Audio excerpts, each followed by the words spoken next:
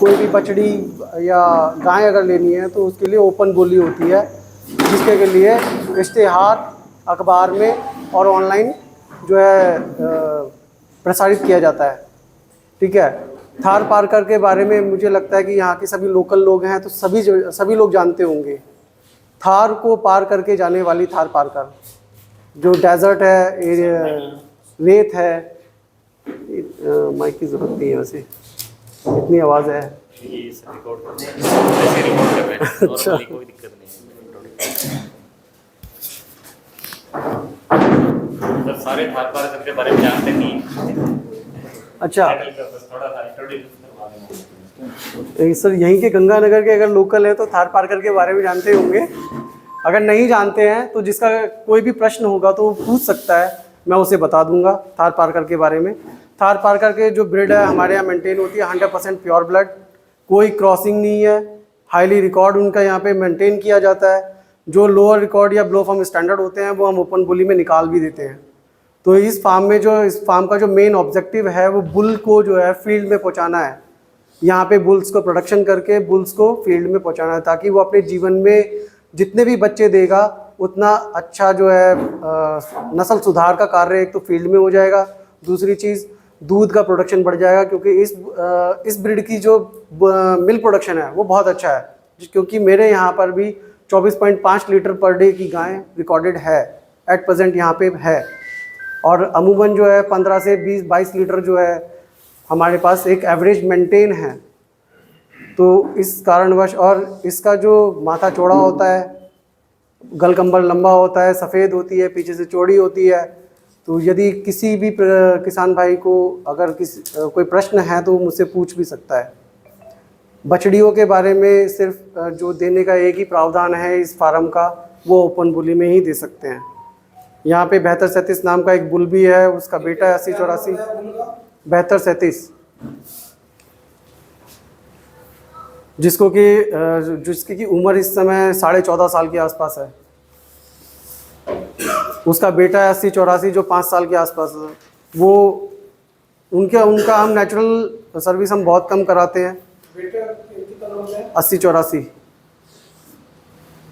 Doctor Rao, आप बताएं कि यहाँ केंद्रीय पशु प्रजनन फार्म में वो क्या क्या भविष्य में जो सुविधाएं हैं या पशुपालकों के लिए आप क्या क्या करने जा रहे हैं? पशुपालकों के लिए हम लोग जो हैं कोशिश कर रहे हैं कि IVF लैब हमारी स्टार्ट हो जाएगी कुछ ही समय पश्चात। अभी IVF लैब कुछ समय पश्चात हमारी स्टार्ट हो जाएगी। तो हम लोग जो है फील्ड में भी एम्ब्रियो ट्रांसफ़र करवाएंगे। हमारे यहाँ पे एम्ब्रियो के थ्रू, IVF के थ्रू जो है 3 बछड़ियाँ आई हैं, जैसे कि आप लोगों ने सुना होगा ह्यूमंस में टेस्ट ट्यूब बेबी। ठीक है, उसी तरह से जानवरों में भी शुरुआत हो चुकी है, जिसका कि एग्जांपल हमारे फार्म पे ही मौजूद है। 3 बछड़ियाँ आ गई हैं। ठीक है, वो जो एम्ब्रियो तैयार किया जाएगा लैब में, वो हाईली रिकॉर्डेड बुल का और हाईली रिकॉर्डेड गाय का ओवम और स्पर्म का जो है एम्ब्रियो तैयार करके जो है आगे चल करके पशुपालकों के लिए फील्ड में भी दिया जाएगा। और जी बहुत अच्छा डॉक्टर राव। और ये भी बताएं, आप जो नवयुवक हैं और पशुपालन में कुछ अपना प्रशिक्षण प्राप्त करना चाह रहे हैं, जैसे कृत्रिम गर्भाधान का, उसका भी भविष्य में कुछ प्रावधान है क्या? भविष्य में अभी तक तो यहाँ पे इस तरह का प्रशिक्षण देने की तो कि AI के लिए या कृत्रिम गर्भाधान के लिए दी जाए, अभी तक तो नहीं है।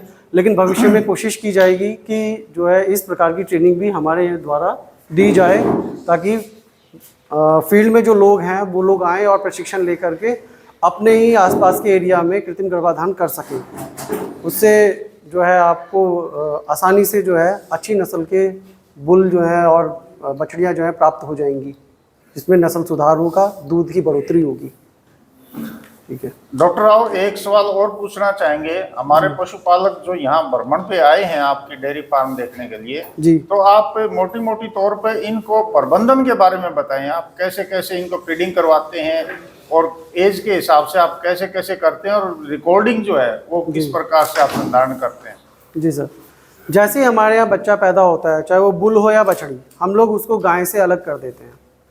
गाय से अलग करने का कई उद्देश्य हैं, जैसे कि गाय का दूध का रिकॉर्ड हमें पूरा जो है मेंटेन करना होता है, लिखना होता है। तो कैसे हम पता करेंगे, उसके लिए हम जो है बछड़े को बिल्कुल अलग कर देते हैं। बछड़ा बछड़ी जो भी होगा हम उससे एक यूनिफॉर्मिटी में 1.5 किलो सुबह और 1.5 किलो शाम के टाइम लगातार 2 महीने तक जो है उसको फीडिंग कराते हैं।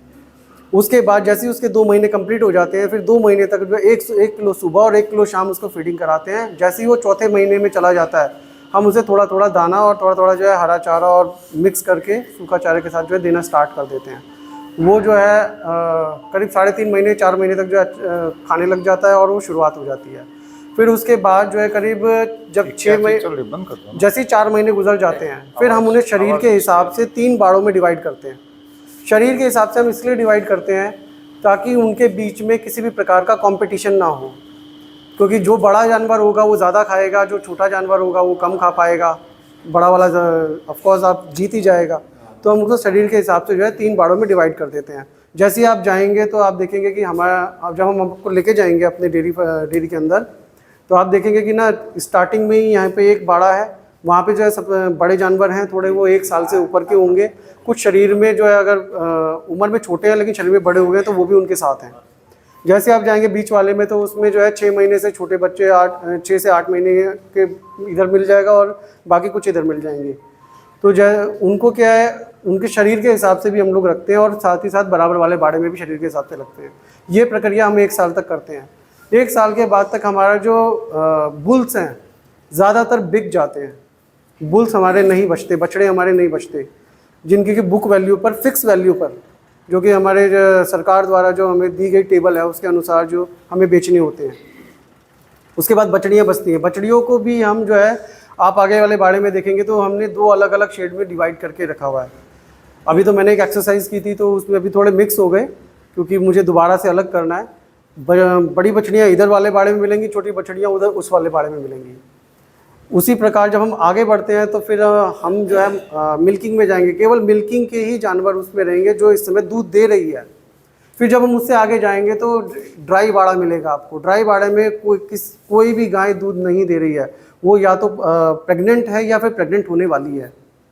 फिर जब हम उसके आगे जाएंगे तो आप देखेंगे कि बछड़ियाँ हैं, वहाँ पे 3 साल से ऊपर की बछड़ियाँ हैं जो कि गाय बनने के लिए तैयार हैं। कुछ प्रेग्नेंट हैं और कुछ प्रेग्नेंट होनी बाकी हैं। तो इस प्रकार ये एक साइकिल है जो यहाँ पे चलता रहता है। फिर जैसे ही 7 महीने पार कर लेगा तो बछड़ियों वाले बराबर वाले बाड़े में मैं आपको दिखाऊंगा कि 7 महीने पार हमारे पास रिकॉर्ड रहता है। 7 महीने जैसे ही कंप्लीट होते हैं, एडवांस प्रेगनेंसी शेड में हम लोग उनको वहाँ पे ट्रांसफ़र कर देते हैं। वहाँ पे 20 से 25 गाय के आसपास जो है मेंटेन रहती हैं।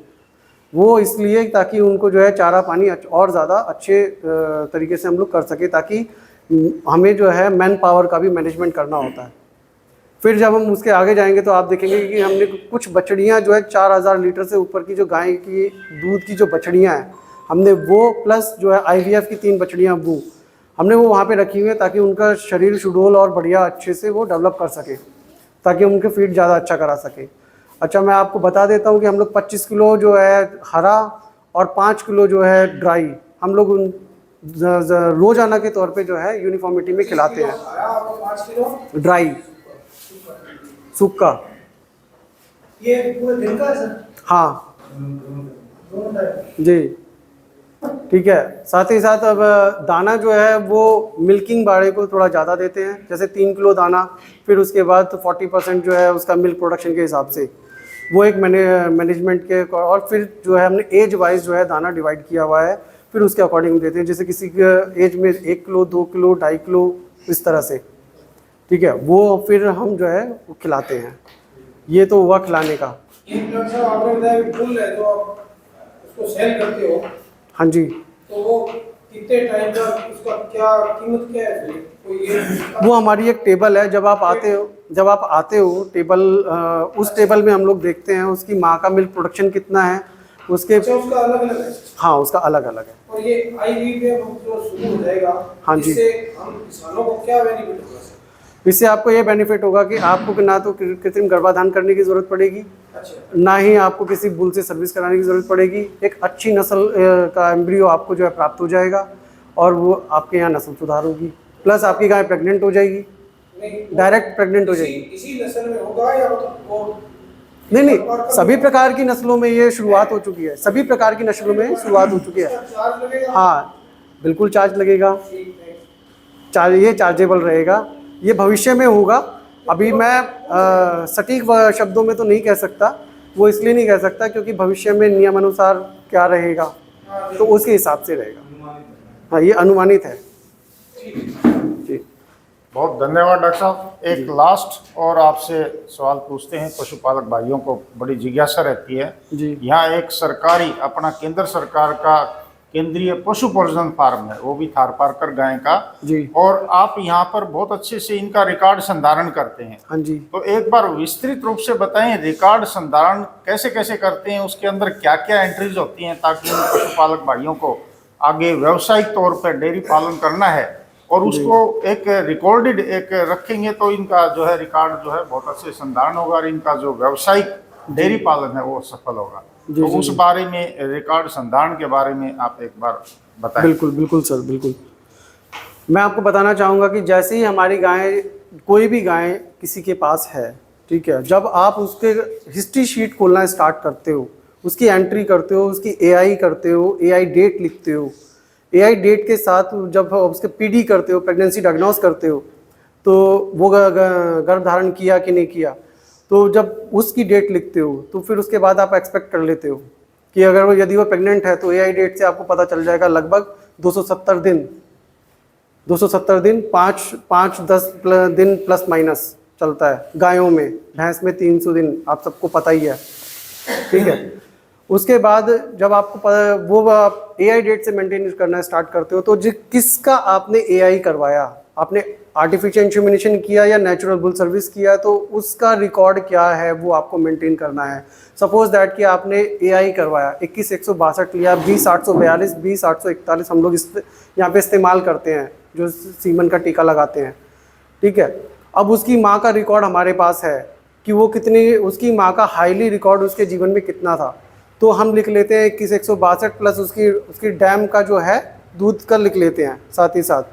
फिर उसकी माँ का भी हम लिख देते हैं कि उसकी जो माँ है उसके जीवन में हाईएस्ट कितना रिकॉर्ड आया, तो इससे पता चल गया एनिमल नंबर हो गया, ठीक है, एनिमल की माँ का नाम नंबर हो गया, उस माँ का प्रोडक्शन हो गया, पहला ब्यात, और उसके बाद पहले ब्यात के बाद जो अदर दिन ब्यात जो होते हैं फिर उसमें सबसे हाईएस्ट कितना होता है। हम दो चीज़ ज़्यादा मेंटेन करते हैं कि पहले ब्यात में कितना आया, क्योंकि पहले ब्यात में अगर ज़्यादा अच्छा दूध आ जाता है इसका मतलब वो अपने जीवन में बहुत अच्छी गाय रहेगी, या किसी टेक्निकल फॉल्ट की वजह से अगर दूध कम भी आ गया अदर दिन ब्यात में तो इसका मतलब ये नहीं है कि वो गाय ख़राब हो गई, इसका मतलब ये है कि वो गाय तो ठीक है लेकिन किसी न किसी कारणवश जो है वो अच्छा प्रोडक्शन नहीं दे पाई। तो पहला ब्यात बहुत ज़्यादा मैटर करता है। उसके बाद जब अदर दिन ब्यात में हम चले जाते हैं तो उसमें भी अगर वो अच्छा प्रोडक्शन दे देती है तो वो हमारे लिए गाय बहुत ही लाभदायक रहती है, वो हम मेंटेन करते हैं। उसके बाद जो है सायर, उसका पिताजी जो सायर के नाम से हम लोग लिखते हैं कि वो 20,841 आ गया या 20,842 जो भी है, जिससे भी हमने एआई करवाया, एआई मतलब कृत्रिम गर्भाधान, ठीक है। फिर उसके बाद उसकी माँ का दूध आ गया, उसकी माँ का हाईएस्ट कितना था पहले ब्यात में या अदर दिन ब्यात में, वैसे तो ज़्यादातर देखते हैं कि हाईली कितना रहा है बस एक ही लिखते हैं, ठीक है। उसके हिसाब से फिर उसके बाद आगे हम कीमत जो है उसकी मेंटेन करते हैं उसकी उम्र के हिसाब से। तो ये तो हो गया पैरामीटर्स जो है एक बुल के जो तैयार करने होते हैं। फिर हम जो है एक अलग से रजिस्टर खोलते हैं जिसमें इंडिविजुअल एनिमल, मतलब एक अकेले एनिमल का जो है उसके जीवन में कितनी बार उसकी एआई हुई, कितनी बार उसकी प्रेगनेंसी डायग्नोस हुई, कितनी बार उसका जो है बच्चा पैदा हुआ, कितनी बार उसने कितने दिन दूध दिया और कितना दूध दिया, वो हम पूरा का पूरा मेंटेन करते हैं।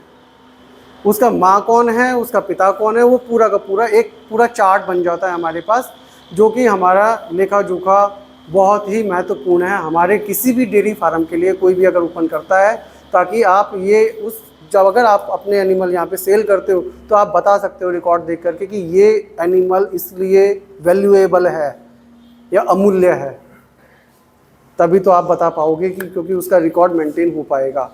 तो उसकी हिस्ट्री इस तरह से एक मेंटेन होती चली जाती है। जब किसी डेयरी फार्म को आप खोलते हो, ये फार्म 40 सालों से चल रहा है, इसी तरह से इस रिकॉर्ड के ऊपर ये मेंटेन है। हमारे पास सभी जानवरों के रिकॉर्ड मेंटेन है। आज से 10 साल पहले भी जो जानवर बिका है उसकी भी हमारे पास जो है रिकॉर्ड अभी भी अवेलेबल है। जानवर भले ही नहीं रहा, लेकिन रिकॉर्ड अभी भी है इस फार्म के अंदर, जो कि हम अभी भी फील्ड में लोगों को प्रोवाइड करते हैं। कुछ लोग हमें जो है RTI लगा के पूछते हैं, जो कि लेके गए हुए हैं हमारे यहाँ से, तो हम उनको प्रोवाइड कर सकते हैं बड़ी आसानी से। सर हाईएस्ट और मैक्सिमम दूध कितना देती है? देखिए अभी जो मैंने 21,162 जो वैसे मैं इस फार्म पे 1 साल से ही हूँ, पिछली फरवरी से आया था, तो मैंने हायर अभी मैं इस पे काम कर ही रहा हूँ। तो थार पारकर का जो 21,162 जो मैंने बुल का जो सीमन मंगाया है अभी इस बार जो आया है पहली बार, वो 5,000 प्लस की गाय का है। और उससे पहले जो थे 20,842, 20,841, वो 4,000 प्लस की गायों का दूध है। और 4,000 प्लस की गायें तो मेरे यहाँ पे भी हैं, क्योंकि मैं खुद जब मैं रिकॉर्ड देखता हूँ तो 4300 लीटर दूध की गायें, 4400 लीटर दूध की गायें तो मेरे पास भी हैं। बहुत बढ़िया, बहुत धन्यवाद डॉक्टर साहब। एक बात और पूछना चाहेंगे हमारे किसान भाइयों की तरफ से, जो आप सीमन बहुत ही उच्च गुणवत्ता का आप सीमन मंगाते हैं, जैसे आपने बताया 5,000 लीटर तक का जो है हम बुल का सीमन मंगाते हैं, क्या वो सीमन हमारे ग्रामीण जो पशुपालक भाई हैं, क्या उनको भी आप अवेलेबल करा सकते हैं? इसका कोई हमारे इस फार्म से कोई इस तरह का प्रोविज़न नहीं है कि हम जो है फील्ड में सीमन प्रोवाइड कर सकें। कहाँ से लेके आते हैं ताकि उनका वहाँ से ये दूसरे जो अपने किसान भाई हैं वो भी इस चीज़ का जो है फ़ायदा उठा सकें? जी, हम जो है बरेली से मंगाते हैं, ABS सालोन से। वहीं वो उनके लोग यहाँ पर भी आते हैं, सूरतगढ़ में सप्लाई करते हैं। वो आप लोग को इजीली प्रोवाइड मैं नंबर प्रोवाइड कर सकता हूँ, ताकि आप उनसे कांटेक्ट करके जो है कुछ लोग जो है ग्रुप बना करके, क्योंकि एक अकेला सीमेंट तो नहीं वो लोग देंगे, करीबन आपको 1000 डोज या 600 डोज ऐसे कुछ मंगाना होगा। जैसे कि मैंने 600 डोज मंगाए और 28,000 पे किया, ठीक है, सरकार की तरफ से। तो इस तरह से आप 28,000 एक भाई तो नहीं खर्च करेगा। मैं चाहूँगा कि आप लोग मंडली एक या कोऑपरेटिव इस तरह का बना करके, या आपस में मिल करके, या सर के थ्रू इस तरह से कुछ बना करके वहाँ पे आप अपना जो है ऑर्डर दे सकते हो। वो लोग सीमेंट प्रोवाइड करते हैं, यहाँ पर भी अवेलेबल है, और वो नंबर मैं आपको प्रोवाइड कर दूंगा। अभी ऐसी याद तो नहीं है, बट वो मैं आपको प्रोवाइड कर एक हमारी जो भारत सरकार की है Indian veterinary research institute IVRI के नाम से, जैसे मेडिकल में एम्स होता है वैसे ही हमारे वेटरनरी में IVRI है, और वो संस्थान इज्जत नगर बरेली में स्थित है। वहाँ पर रिसर्च कार्य होता है और वहाँ से ही सीमन जो है उच्च क्वालिटी का यहाँ प्रोवाइड कर रहे हैं। वो संस्थाओं को करते हैं, हो सकता है वो कोऑपरेटिव जो आप लोग लेना चाहें तो आप संपर्क करेंगे तो वो सीमन भी आपको अवेलेबल हो सकता है। और ये सीमन है ख़राब नहीं होता, आप 10-20 साल तक आप अपने जो लिक्विड नाइट्रोजन होती है, क्रायोकेन एक जार होता है जिसके अंदर गैस होती है, वहाँ उस गैस के अंदर जो है लिक्विड नाइट्रोजन के अंदर आप इसको प्रिजर्व कर सकते हैं। और अपने को जब भी ज़रूरत है टीका लगाना है तो आप उसमें से यूज़ करके एक अच्छी गुणवत्ता का, बहुत ही और हाई क्वालिटी का, जैसे बताया जो शायर का जो यील्ड है उसका जो रिकॉर्ड है 5,000 लीटर, उसकी माँ का जो एक लैक्टेशन का जो दूध है वो 5,000 लीटर है। तो बड़ा मायने रखता है यदि उच्च क्वालिटी का जो उच्च गुणवत्ता का अपने को सीमन मिल जाता है, और वो फिर अपनी जो गाय में है करके और आप उसका नस्ल संवर्धन कर सकते हैं। बहुत बहुत धन्यवाद डॉक्टर साहब, आपने विस्तृत रूप से आपके केंद्रीय पशु प्रजनन फार्म सूरतगढ़ में जो आपने यहाँ थार पारकर, जिसको आप सफ़ेद गाय या वाइट सिंधी भी कहते हैं, तो उसका बहुत अच्छे से आपने यहाँ पर डेयरी फार्म चला रखा है, और ये पूरे भारत में प्रसिद्ध है। यहाँ पर जो गाय है ये ऑक्शन में अपने को सेल करते हैं, और ऑक्शन में भी इन गायों की कीमत जो है वो लाखों में जाती है। पिछली जो ऑक्शन हुई थी उसमें इनकी कीमत करीब 2,82,000-87,000 रुपये इसमें हुई थी। तो बहुत ही उम्दा नस्ल है, और इस नस्ल के आगे फार्मर को देने के लिए, जैसे डॉक्टर साहब ने बताया, IVF जो कि टेस्ट ट्यूब बेबी आप ह्यूमन में बात करते हैं, तो एक गाय से जो बहुत अच्छी, जैसे मान लिया ये बता रहे हैं 24-24.5 लीटर दूध दे रही है, उससे वो अपन नेचुरल सर्विस में लेंगे तो वो एक साल में एक बच्चा देगी। लेकिन उसका हर महीने जब उसका एस्टर साइकिल जो है वो मध्यकाल में आती है तो उसमें से अपन 20-25 अंडे जो है वो निकाल सकते हैं। तो एक बार में ही एक महीने में 20-25 जो है बच्चे अपन उससे प्राप्त कर सकते हैं। और उस टेक्निक का बहुत जल्द ही यहाँ पर शुभारंभ होने जा रहा है और उसका फ़ायदा अपने को मिलेगा। तो बहुत ही अच्छा, आज हमारे गंगानगर जिले से विभिन्न तहसीलों से, विभिन्न क्षेत्र से पशुपालक भाई माता बहनें, जो महिला पशुपालक हैं वो भी इसमें भागीदार हैं।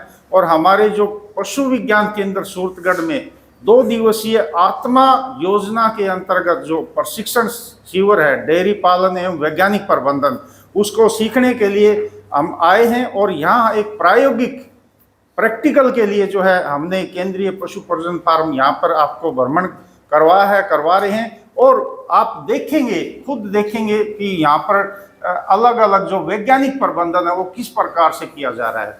तो मैं समझता हूँ ये भ्रमण है आप लोगों के लिए काफ़ी लाभदायक और फायदेमंद रहेगा। और यहाँ से आप जो चीज़ सीख के जाएंगे वो चीज़ जो है अपने घर पे, अपने डेयरी पालन में अवश्य करेंगे। और सबसे महत्वपूर्ण बात है, जैसे डॉक्टर साहब ने बताई है, आप एक रिकॉर्ड संधारण जरूर करेंगे।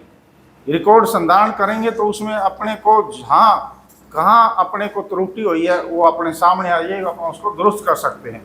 और अच्छा रिकॉर्ड संधारण करके आप रिकॉर्ड से ही बता सकते हैं कि इसका डेयरी फार्म जो है कितना अच्छा चल रहा है। तो अपनी एक बैलेंस शीट भी उससे निकल सकती है। तो सभी हमारे किसान भाइयों की तरफ से, हमारे पशु विज्ञान की तरफ से हम इस केंद्रीय पशु प्रजनन फार्म और इसके जो अधिकारी या कर्मचारी गणों का धन्यवाद ज्ञापित करते हैं कि इन्होंने हमें यहाँ भ्रमण का अवसर प्रदान किया, हमें मौका दिया। और हमने यहाँ पर जो तकनीकी हैं या जो भी नवाचार हैं जो यहाँ अप्लाई कर रहे हैं, मिल मिक्सर कैसे दे रहे हैं और दूसरी जो अपने दाना चारा उसकी व्यवस्था कैसे करते हैं, ये अपने को प्रैक्टिकली अपने को दिखाएंगे, बताएंगे कैसे मेंटेन कर रहे हैं। तो इसके लिए स्पेशली मैं यहाँ के जो निदेशक हैं डॉक्टर वी.के. पाटिल जी, सबसे पहले मैं उनका आभार और धन्यवाद ज्ञापित करता हूं कि उन्होंने अपने को, जैसे मैंने फ़ोन पे उनसे स्वीकृति ली हम भ्रमण की, तो उन्होंने तुरंत अपने को यहाँ पर स्वीकृति प्रदान की, यहाँ फार्म पर आकर, और हम फिजिकली रूप से जो यहाँ पर गाय पालन और डेयरी पालन में कैसा प्रबंधन हो रहा है उसको देखने का अवसर प्रदान हुआ। तो धन्यवाद सभी का, धन्यवाद डॉक्टर साहब का। अब मैं हमारे संस्था के